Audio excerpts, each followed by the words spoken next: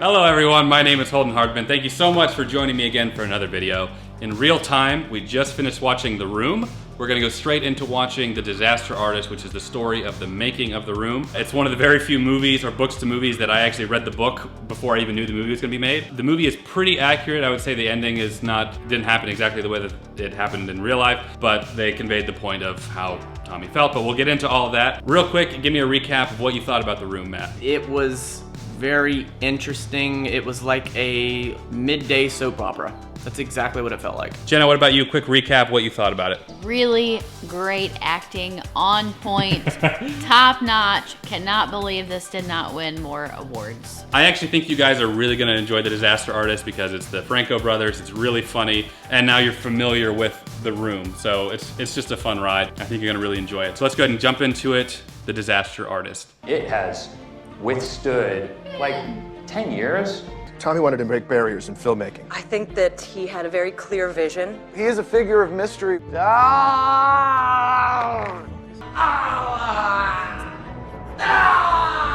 You know, none of my friends have a car this nice. Cause all your friends love care. Don't talk about me. What I drive, what I say, what I do. Don't tell anybody. You understand, yeah?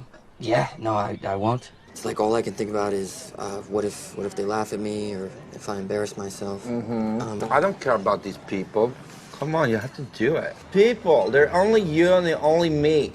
Now do it. Bell wire in a thunderstorm! No bigger bell of any. I love football.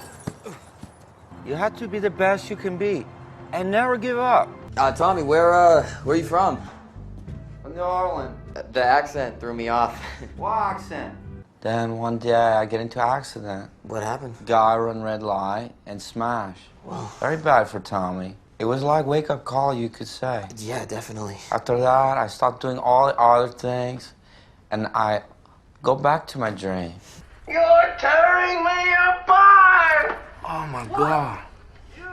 Right here, right now, we make pact that we always push each other, that we always believe in each other, and that we will never forget dream. I don't know, but I'll figure it out. What about this Tommy person? You barely know this guy. You're moving in with him? How old are you? Wow, the questions. You're 19?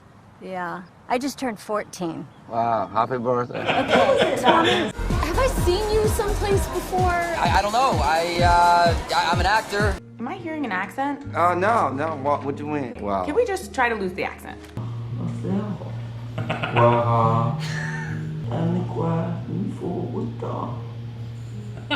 When alteration fine. Stop. Wait, stop! You have a malevolent presence. You are a perfect villain. I could see you as Dracula, Frankenstein. I'm not Frankenstein. I'm hero.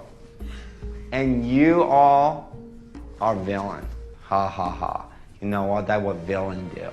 You're a big Hollywood producer, right? I see you on TV. Yeah, how are you? Nice to see you. Tommy Wiseau. I'm very talented. To be or not to be? That is the question. Just because you want it doesn't mean it can happen.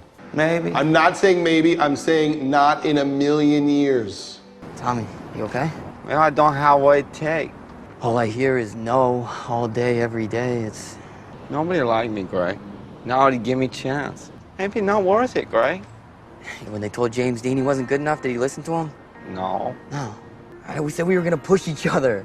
Never give up on our dreams, right? Wish we could just make our own movie. Oh my God. It'll be great drama, like the Tennessee Williams. So there's this guy, Johnny, but then this Lisa. Sleep with best friend. Decide to kill himself in front of the world. And also, maybe Johnny is vampire. We'll see. Anything for my princess. It's my masterpiece. Greatest drama since the Tennessee Williams. I'll do anything for my girl. You should marry Johnny. Did you know that chocolate is the symbol of love?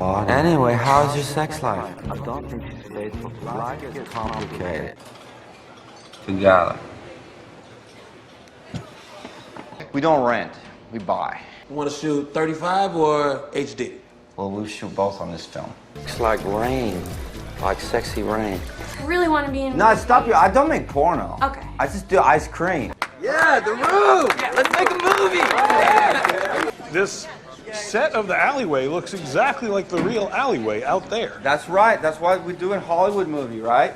Well, why don't we just shoot in the real alleyway? Because it's real Hollywood movie. No, yeah, sounds good. Okay. How old is my character supposed to be? Like your age, like 15, 16-year-old boy. I'm 26.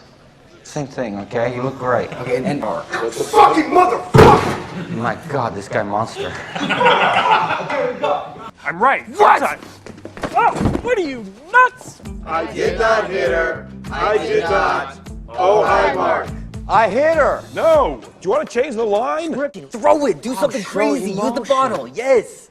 That's the easy part. Why don't you say that to me before, Greg? I don't know. Oh, we got a bottle now. Look out. I did not hit her. It's not true. It's bullshit. I did not hit her. I did not. Oh, hi, Mark. One of them found out about it, beat her up so bad she ended up at a hospital on Guerrero Street. What a story, Mark. Cut. We've been talking, and we decided that we want to move in together. What about movie? Could have been worse, I guess. At least we have a closed set. Not closed set, open set. Tommy, stop it. What the fuck, dude? Julia, I'm so sorry. I'm sorry. What are you doing? Why are you acting like this? Not comfortable. If you're not comfortable, tell me, okay? I think you're aiming a little bit. I aim when I aim. Just do the scene. You embarrassed that girl in front of the entire crew. You're a dead man. Oh, really? I'm dead, man? I'm dead, man? Results of the test back, I definitely have breast cancer. Even the worst day on a movie set is better than the best day anywhere else. What is this movie about? Someone in his life was a Denny, a kid brother he was always looking out for. Someone was a Mark. I'm directing an episode of Malcolm right now, and we're having trouble finding this lumberjack. What do you think? You want to do it? Are you serious? You and the beard next Tuesday and Wednesday. I will be there. I'm playing like a lumberjack, and that's why the beard. But if we just move the schedule just like a day or two, it would. It's not No, a I big deal. can't, Greg. It's impossible. I'm sorry. Frank. Favor. You always ask favors. This is one tiny thing. That's I it. did this TV show, Little Malcolm, or you did a movie. No. Did you fire them?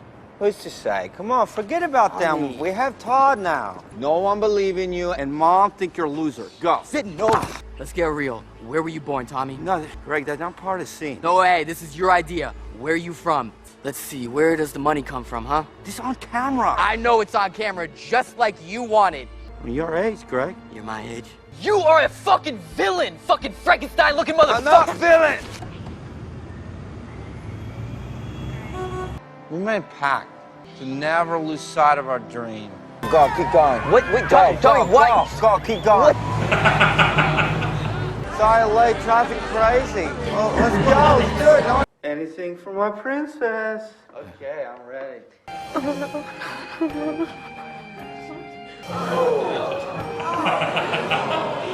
Oh, hi, Johnny. I didn't know it was you. Who doesn't recognize that guy? You are tearing me apart, Lisa! Why are you so hysterical? It's not true. It's bullshit. I did not hit her. I did not. Oh, hi, Mark. Don't touch me, motherfucker. Get out. Stop it! Get out. I tried to open my heart, show them my soul, and they just hate me. Even you hate me, Greg. How often do you think Hitchcock got a response like this?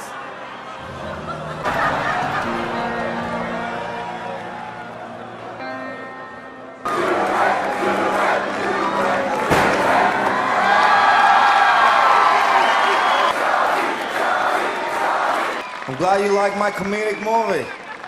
Exactly how I intended.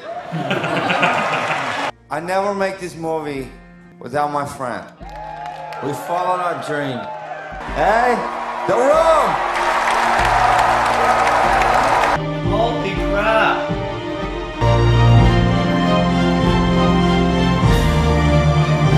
What the hell? That's so kick-ass! You are lying. I never hit you. You are tearing me apart, Lisa! Why are you so hysterical? Do you understand life?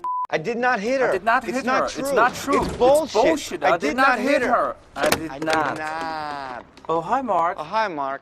This is the rhythm of the night. Just finished watching The Disaster Artist. I forgot how much I enjoyed this movie and how it has some of those heartfelt moments, about two guys just trying to make their way in Hollywood and make movies that they love. Jeremy, you're familiar with The Room. What do you think about Disaster Artist? The funny thing is like when you watch The Room, it doesn't really ingratiate you to the relationship between Greg Sestero and Tommy Wiseau, and I think that's like one of the biggest selling points, in particular to The Disaster Artist. The chemistry between Franco and Franco is phenomenal.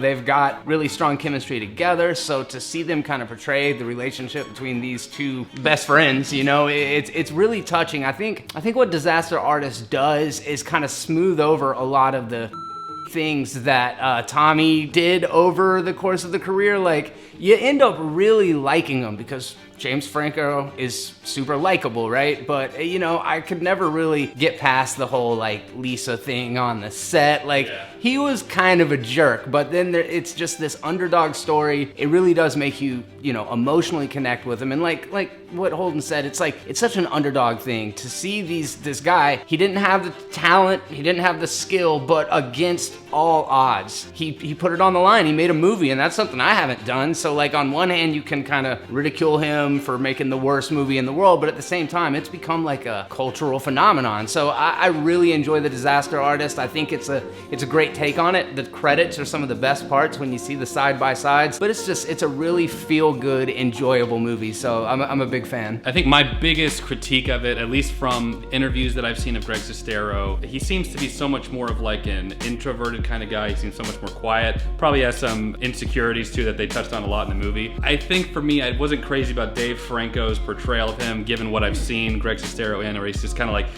yeah, man, let's do it. We can do it. I've just not seen that from anything I've seen Greg Sestero in, like in interviews in particular. He's so much more soft-spoken and calm than that. But that would be the only thing. And I don't know him, but Jenna, after just watching The Room and then watching Disaster Artist, what are some of your thoughts on it? It's weird that I like the movie about the movie better than I like the movie. But I really like this backstory, and I really felt for him. Like, this Disaster Artist really made me feel for Tommy, especially at the end. Like, I really felt bad for him. I'm glad that the filmmakers, I guess James Franco, decided to paint Tommy in a positive light at the end, that despite the movie sucking, and just from us as like an audience perspective watching a bad movie, there's still the filmmaker side, the guy who really tried to put his heart and soul into a script and producing it and put the money into it and wanted to be respected for that, only for it to be turned into a joke. And we enjoy it, and he's accepted what it is now. But it sucks, especially as somebody who's made many bad short films and things that people did not receive the way I would have liked. To do that on such a macro scale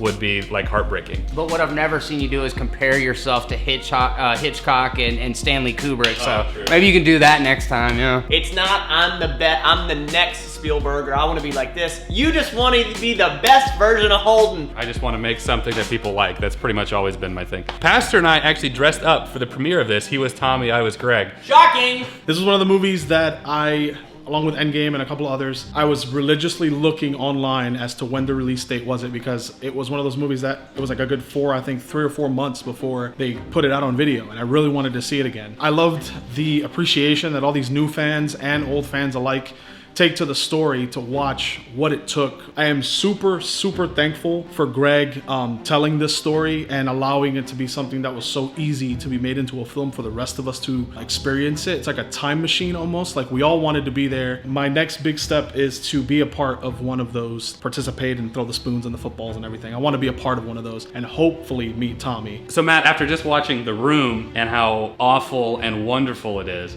to watch the making of it, how do you feel about The Room, and do you have any other new appreciation for it? And what did you think about this just on its own? I cannot believe my emotions and how I feel about both movies now. In the very beginning of this movie, y'all were laughing and chuckling and all that, and I was like, I'm not gonna give a about this. As it kept going, it was showing those nuances from The Room, and I found myself wanting to go back and watch The Room. Going all the way to the end, I'm like, oh my God, this is actually incredible for this person to, like you said, Jeremy, poor guy is not talented. He's not skilled and all that, but for him to overcome that and not give a damn and just keep going, like, that is huge. You did point out a very big thing, like, he was absolutely an asshole to a lot of people, and I think that was almost a put on. Like, it was like, well, that's what other Hollywood directors do, so that's what I have to do. He as a person was obviously compensating for a lot of insecurities that he had. I didn't even know what a cult classic was. I've heard that, but I did not know what it was until now. And to know that a horrible movie